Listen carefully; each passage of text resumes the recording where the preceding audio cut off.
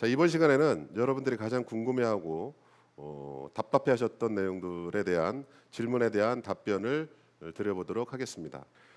자, 질문이 대지권 미등기인 경우 주의할 점은 이렇게 이제 올려주셨고요. 매각물권 명세서에 대지권이 미등기이나 감정가격에 포함 평가됨이라 되어 있습니다. 대지권이 미등기된 물건을 낙찰받아도 되는지, 낙찰받은 후에는 무엇을 어떻게 해야 정상적인 권리를 찾을 수 있는지요. 이렇게 이제 질문이 올라왔습니다. 자, 대지권 미등기에 대한 답변을 말씀드리겠습니다. 우리가 물건을 부동산 경매에 나온 물건을 감정하는 데 있어서 두 가지 요소가 필요합니다.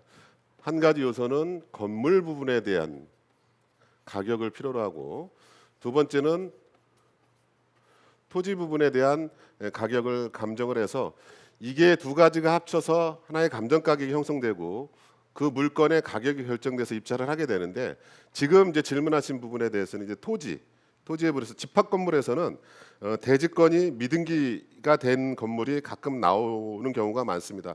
이런 물건은 어떤 경우냐면 신규 아파트에서 많이 발생을 하고 있는데, 신규 아파트를 지으려면 하나의 토지에 아파트를 건축하는 것이 아니라 여러 개의 토지를 구획 정리를 해서 그다음에 그 위에 아파트를 건설을 하게 되는데, 분양될 때까지 또는 분양이 돼서 입주하고 사는 동안에 경매가 진행될 때까지도 대지권이 정리 안 되는 물건들이 가끔가다 있습니다. 그런데 지금 질문 내용을 보면 대지권이 감정 가격에 포함되어 있고 미등기 됐다라고 표현이 되고 있습니다. 그럼 감정 가격에 포함됐다는 얘기는 뭐냐면 이 토지 가격에 포함이 되어 있고 내가 매각으로 토지의 권리도 매수한다는 의미로서 대지권의 등기가 되지는 않았지만 대지권의 소유권까지도 가져온다라고 얘기를 할 수 있습니다. 그래서 나중에 이제 이런 물건을 낙찰받게 된다 그러면 나중에 그 토지의 대지권을 원래 소유권자 앞으로 등기를 한번 한 다음에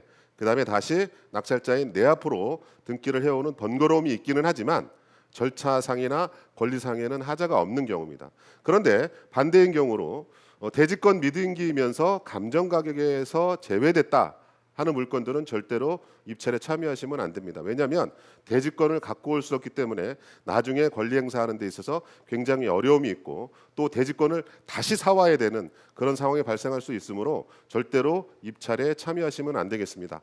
따라서 이 질문에 대한 답변으로는 대지권이 미등기 돼 있지만 대지권의 가격이 감정 가격에 포함되어 있으므로 낙찰자한테는 소유권이 온전하게 다 넘어오는 물건이므로 전혀 문제없다 하겠습니다.